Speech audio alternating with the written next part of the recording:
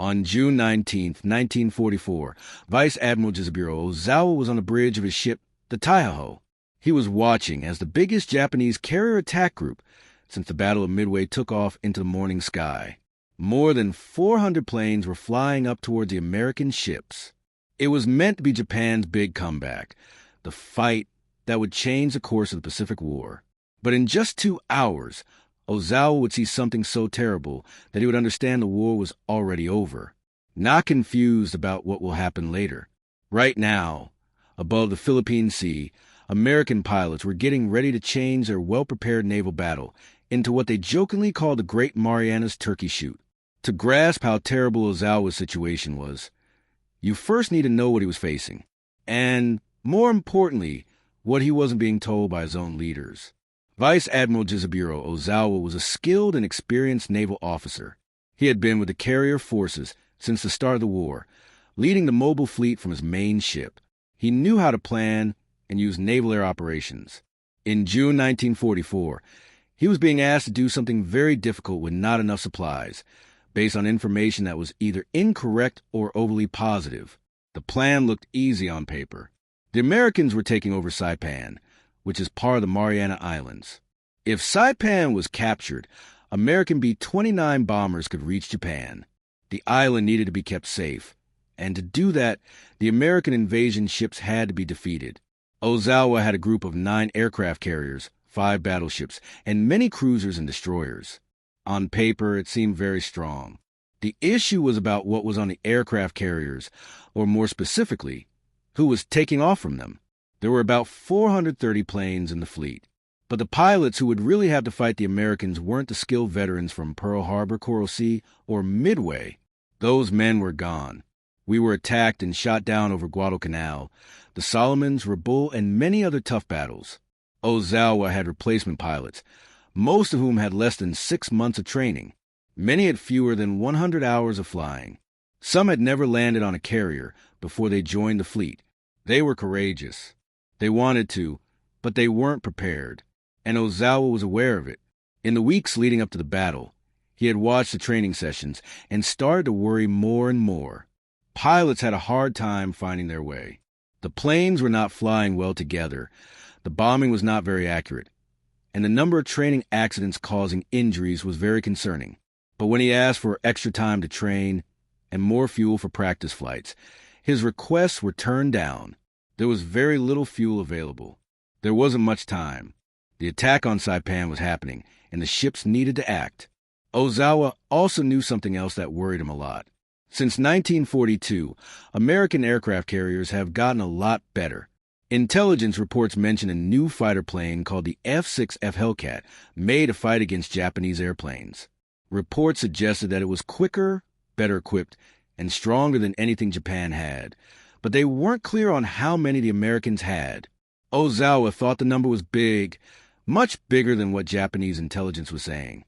What he didn't know, and what Japanese spies completely missed, was that the Americans were not just bringing better airplanes. They were providing a new way of training pilots, teaching strategies, and using technology. The difference was so big that the upcoming battle wouldn't be a fair fight. It would be a terrible situation. But Ozawa didn't know that at the time, and he had specific instructions: attack and take out the American Navy. While Ozawa trained his new pilots for battle, the American fleet that was waiting for him was something never seen before in naval warfare. The industry and training were so much better that losing was unavoidable. Task Force 58, led by Admiral Mark Mitcher, had 15 aircraft carriers, while Ozawa only had 9. 7 large ships and 8 smaller ships that together carry almost 900 airplanes. But the numbers by themselves didn't show everything. Every American pilot in TF-58 had at least 300 hours of flying experience. Most had more than 600 hours. Many had fought in battles and had taken down several enemies. The difference in training was huge. American flight schools were training thousands of pilots every month. Each pilot learned in detail about navigation, shooting strategies, and how to operate aircraft carriers. Japanese training programs were significantly shortened because there was a shortage of fuel. New pilots were quickly sent to front lines with little training, because so many were needed right away due to heavy losses. The difference in the planes was very damaging. The F6F Hellcat that Ozawa heard about was not only better than the Zero, it was made to take advantage of all the weaknesses of Japanese fighters. It could dive quickly, take a lot of damage, had 650 caliber machine guns with 400 bullets each, and most importantly, it could climb and dive better than the Zero plane at medium to high heights. American beliefs had changed, too. They had given up the old idea of having dogfights with fast Japanese planes on the same level. Instead, they used quick and flashy methods. Hellcats would fly down from high up, zoom past quickly, and then fly back up before the Japanese fighters could react. If a Zero tried to follow a climb, the Hellcat's stronger power would leave behind. And then there was new technology that Ozawa didn't even know about. Radar American ships had modern radar systems that could find incoming airplanes from more than 100 meters away. The Japanese attack teams were not able to catch everyone off guard. The Americans would see them coming long before visual contact, allowing fighters to be positioned perfectly for interception. American carriers also had fighter direction officers, controllers who used radar information to vector fighters to optimal intercept positions like a chess master moving pieces on a board. The Japanese had nothing comparable. Their fighter direction was visual and reactive. By the time they spotted an incoming raid, it was often too late to effectively respond. But perhaps most devastating was the simple matter of numbers and replacement. TF-58 had 900 aircraft. If 100 were lost, replacements would arrive within weeks from the vast American production machine, churning out thousands of planes per month. Ozawa's 430 aircraft represented a significant portion of Japan's remaining carrier air power. If he lost even half of them, they couldn't be replaced. The pilots certainly couldn't be replaced, not with men of equivalent skill. This was the reality of the Industrial War that men like Admiral Yamamoto had warned about. America could afford losses. Japan could not, and Ozawa was about to learn this lesson in the most brutal way possible. At 8:30 a.m. on June 19th, Ozawa launched his first strike. 69 aircraft, a mix of Zero fighters, vault-dive bombers, and Jill torpedo bombers. They formed up and headed east toward the American fleet 200 m away. On the bridge of the Taiho, Ozawa watched them disappear into the distance. He allowed himself a moment of hope. Perhaps the intelligence was wrong. Perhaps his pilots would prove equal to the task. That hope lasted exactly 70 minutes. At 10 a.m., American radar detected the incoming raid at a range of 150 miles, more than an hour before the Japanese could possibly reach the carriers. Fighter directors aboard the carriers went to work. They calculated the raid speed, heading, and altitude.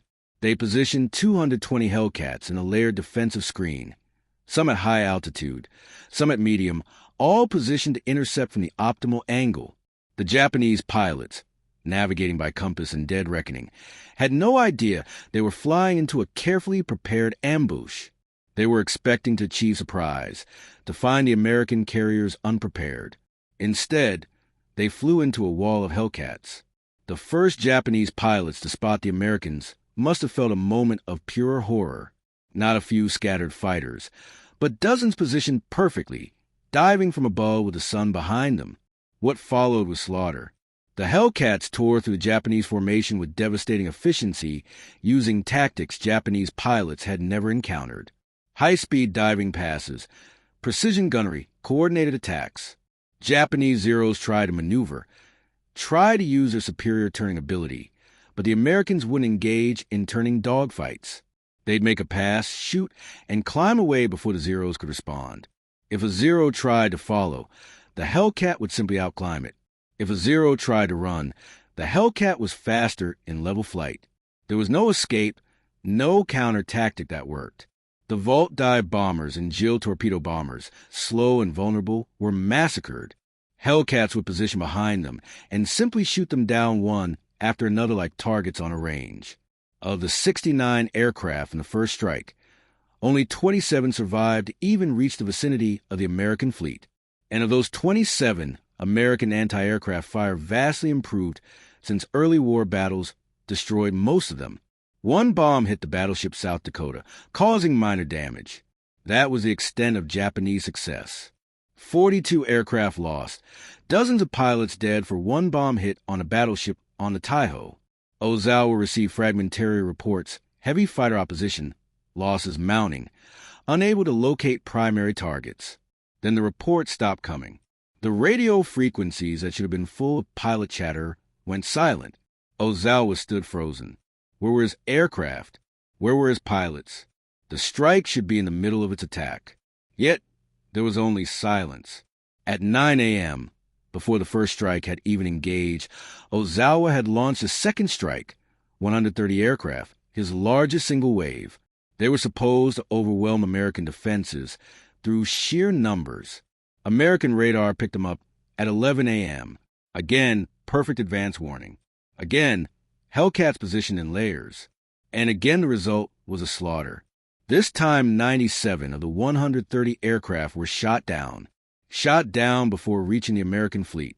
Only 33 penetrated to the carrier screen, and of those only 7 survived long enough to attack.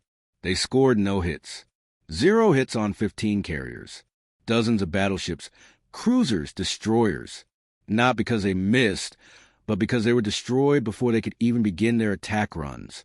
Ozawa launched a third strike, 47 aircraft.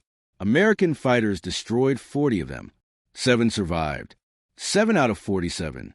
And those 7 accomplished nothing. By early afternoon, Ozawa was staring at reports that made no sense, that couldn't possibly be accurate. He'd launched 3 major strikes, nearly 250 aircraft, and almost none of them were coming back. The radio frequencies were haunted by brief, desperate transmissions from pilots under attack. Then silence. Some aircraft limped back, shot full of holes, pilots wounded, telling stories of overwhelming American fighter swarms, but most simply vanished. They'd flown east toward the American fleet and disappeared into the void. Ozawa kept waiting for follow-up reports, the battle damage assessments, the success stories. They never came. Instead, what came were the loss reports. First wave, 42 aircraft lost. Second wave, 97 aircraft lost. Third wave, 40 aircraft lost. Total 179 aircraft destroyed in less than 4 hours. Nearly 200 pilots dead, wounded, or missing. And what had they accomplished?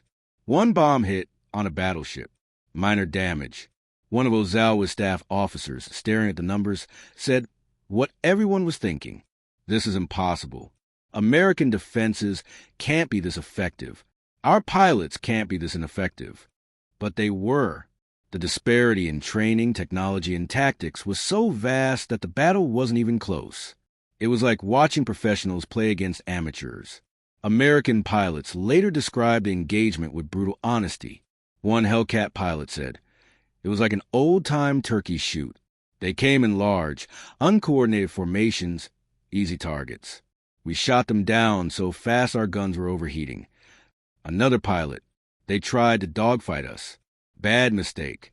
We just dive away, climb, and attack from a different angle. They couldn't keep up. They had no answer for our tactics." A third pilot, "I felt bad for them. They were brave, no question, but they were so poorly trained. Green kids flying into a meat grinder. It was slaughter, not combat." The Americans lost 23 aircraft that day, most operational accidents, not combat. 23 American losses versus over 300 Japanese losses. A kill ratio of more than 13-1. It wasn't a battle. It was an extermination. And for Ozawa, watching from his flagship, it was a moment he understood the war was truly definitively lost. As if losing 300 aircraft wasn't enough, the catastrophe for Ozawa was about to get worse. Much worse. Because while his pilots were being massacred in the air, American submarines were hunting his carriers. At 9:10 a.m., just as the air battle was beginning, the USS Albaker, Agata-class submarine, had maneuvered into position and fired a spread of torpedoes at the largest target in sight, Ozawa's flagship, the Taiho. One torpedo struck the carrier on the starboard side, damaging the aviation fuel system. Initially, the damage seemed manageable. The Taiho remained operational. Aircraft could still launch and recover. But gasoline vapor from the ruptured fuel lines began seeping through the ship. An inexperienced damage control officer made a fatal decision. He ordered the ventilation systems turned on to disperse the fumes. Instead of venting the vapors safely overboard, the ventilation system spread them throughout the ship. The Tahoe became a floating bomb. At 3:32 p.m., a single spark, possibly from an electrical junction, ignited the vapor. The explosion was catastrophic. It ripped through multiple decks, turning the interior of the carrier into an inferno. Secondary explosions from stored ordnance followed. Ozawa on the bridge felt the deck heave beneath him. The ship shuddered. Massive explosions erupting from below. Within minutes, it was clear the Tahoe was doomed. Ozawa was forced to transfer his flag to a cruiser, abandoning his flagship. He watched from the cruiser as the Tahoe, Japan's newest, most modern carrier, the symbol of Japan's naval resurgence, died. At 8:28 p.m., it capsized and sank, taking 1,650 men with it. But that wasn't the end. At 12:20 p.m., the USS Kavala had torpedoed another carrier, the Shokaku, one of only 2 Pearl Harbor veterans still operational. The Shokaku, like the Tahoe, didn't sink immediately, but aviation gasoline leaks ignited. Explosions followed. The same horrific pattern. At 3:01 p.m., 3 hours after being torpedoed, the Shokaku exploded and sank. Another 1,272 men were lost. In the span of a few hours, Ozawa had lost 2 large fleet carriers. Not to air attack, not to surface combat, but to submarines he never even saw. By the evening of June 19th, the tally was devastating beyond comprehension. 3 carriers sunk or sinking. A third, the HEO, would be sunk the next day by air attack. Over 300 aircraft destroyed, over 400 pilots dead or missing, and the American fleet virtually untouched. That night, aboard the cruiser that served as his emergency flagship, Vice Admiral Ozawa sat alone, staring at the loss reports. The numbers were stark, undeniable, and they told a story of a defeat so complete that it couldn't be spun, couldn't be minimized. He'd started the day with 430 aircraft. He now had fewer than 130 operational, 70% of his air strength gone in one day, and not loss inflicting corresponding damage on the enemy. Loss in exchange for almost nothing. The Americans had lost maybe 24 aircraft. The kill ratio was so lopsided it seemed like a clerical error. But it wasn't. Ozawa understood naval aviation. He understood what these numbers meant. It wasn't just the aircraft. Those could theoretically be replaced. It was the pilots. Those 400-plus dead and missing pilots represented a significant portion of Japan's remaining carrier-qualified aviators, and they couldn't be replaced. Not with men of equivalent skill. Not with Japan's shattered training infrastructure and chronic fuel shortages. The American pilots who'd massacred his air groups. They were part of a pipeline that produced thousands of new pilots every month, each with hundreds of hours of training. The Americans could afford losses. They had replacements waiting. Japan could not. Every pilot loss was a permanent loss, and he just lost over 400 of them in a single day. The mathematics were brutal. Ozawa pulled out intelligence reports on American production. The numbers had always seemed exaggerated, impossible. But now, having seen American capability firsthand, he believed them. The United States was producing over 7,000 aircraft per month. Japan was producing maybe 1,500, and the quality and complexity were far lower. The F6F Hellcat alone was being produced at a rate exceeding Japan's entire fighter production. American carriers were entering service at a rate of nearly 2 per month. Essex-class fleet carriers, Independence-class light carriers, an endless stream of ships. Japan's carrier construction program had ground to a halt. The ships he'd lost a day couldn't be replaced for years, if ever. The disparity was crushing, undeniable. Ozawa thought about the Battle of the Philippine Sea's outcome. His mission had been to stop the American invasion of Saipan, to destroy or the American carrier fleet. He'd accomplished neither. The invasion would continue. Saipan would fall, and when it did, American B-29's base there would begin bombing Japan itself, targeting cities, factories, the very industrial base that Japan needed to continue the war. The strategic situation was hopeless. Japan was fighting a defensive war against an enemy with overwhelming material superiority. Every battle was a war of attrition, and in wars of attrition, the side with deeper resources wins. America had effectively unlimited resources. Japan had almost none. Oil was scarce. Aluminum was scarce. Skilled workers were being drafted into the army. The aircraft industry was being bombed. The merchant fleet that brought resources from conquered territories was being systematically destroyed by American submarines. The empire was strangling, and there was no way to reverse it. Ozawa pulled out a personal journal and wrote an entry that wouldn't be discovered until after the war. Today, I witnessed the end of Japanese naval aviation. Our pilots fought bravely, but bravery is not enough against such overwhelming technical and numerical superiority. The Americans have built a machine of war that we cannot match, cannot counter, cannot defeat. Every day we continue this war, thousands more will die, and the outcome will be the same. We have already lost. We simply haven't admitted it yet.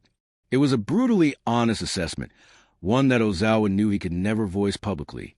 To say such things would be defeatism, possibly treason, in the fanatic atmosphere of 1944 Japan. In the days following the battle, Ozawa faced the same dilemma that had confronted Admiral Yamamoto after Midway: how to report a catastrophic defeat to a high command that didn't want to hear bad news. The full truth would be devastating to morale. It would validate warnings about American capability that had been dismissed as defeatist. It would raise uncomfortable questions about the entire war strategy. Ozawa's staff urged him to soften the blow in official reports. We can emphasize the successful strikes on American ships.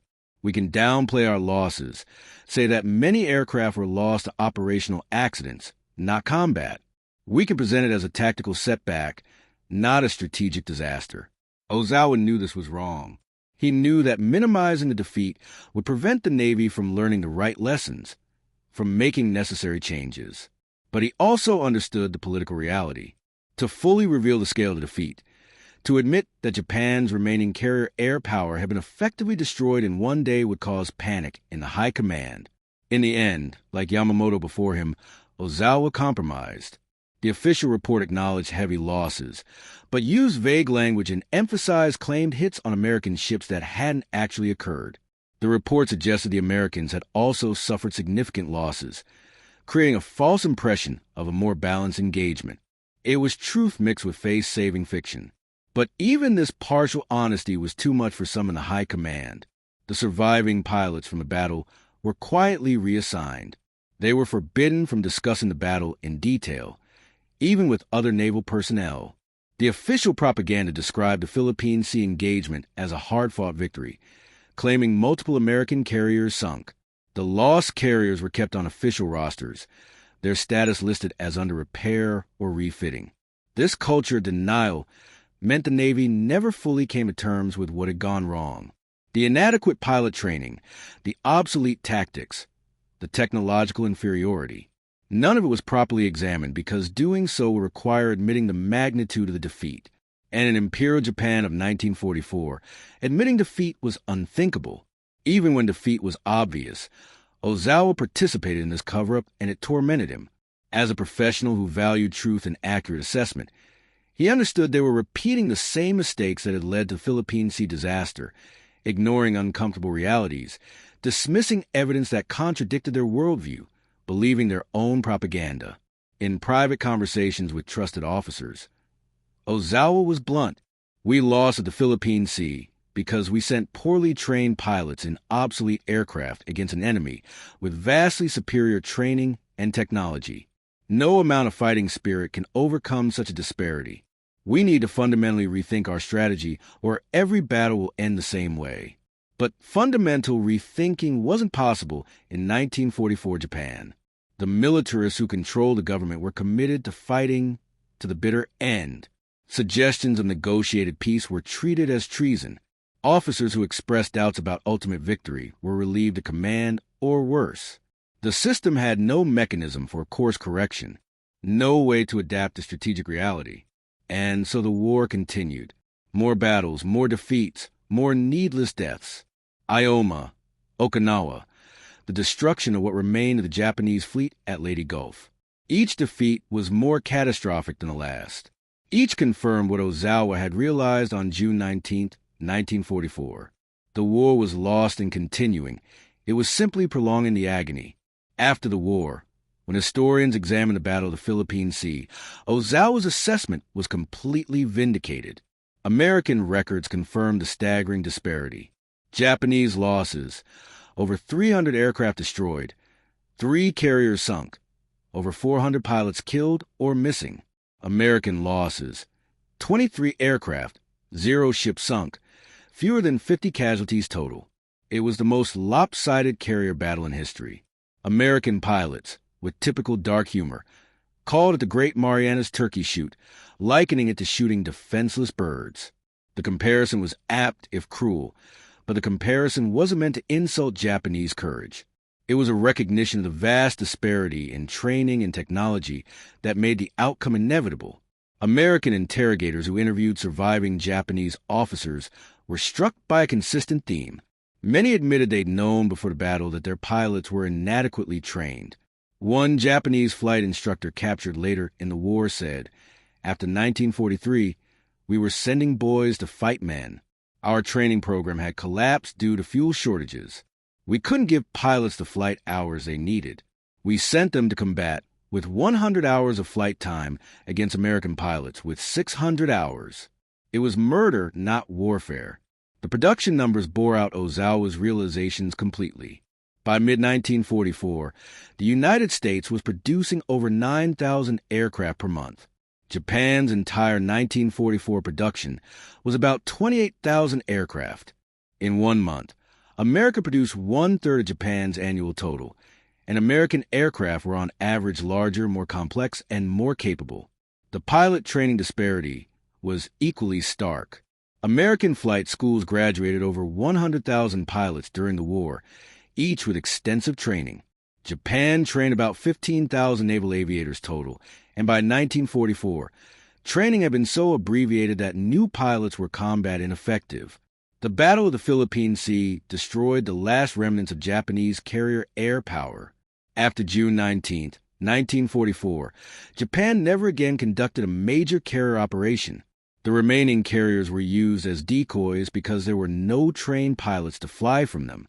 At the Battle of Leyte Gulf in October 1944, Japanese carriers sailed with virtually empty flight decks, serving only to draw American attention while other forces attacked. It was a fitting, tragic end for a force that had once dominated the Pacific. The industrial avalanche that men like Yamamoto had warned about had buried Japanese naval aviation exactly as predicted. And the moment of realization, the point where defeat became undeniable, was June 19, 1944, when Vice Admiral Ozawa watched 300 aircraft and 400 pilots vanish in a single day. Ozawa's story parallels the other stories of ignored expertise that defined World War II. Admiral Yamamoto warning about American industrial capacity before Midway and being dismissed as overly cautious. Admiral Canaris warning German High Command about the Willow Run bomber plant and being ignored. Vera Schultz examining AP-47 and calculating that Germany couldn't match American production. In every case, the pattern is identical. Competent professionals provide accurate assessments. Those assessments are dismissed because they contradict ideology or wishful thinking. The predictions come true. Thousands die unnecessarily. And the people who were right receive no satisfaction from their vindication because they're either dead or watching their nations destroyed. Ozawa's vindication was particularly bitter. He'd understood before the battle that his pilots were inadequately trained. He'd known the Americans had better aircraft and better tactics. He'd suspected the outcome would be disastrous, and he'd been completely right. But being right didn't save his pilots. It didn't prevent the defeat. It didn't lead to strategic changes.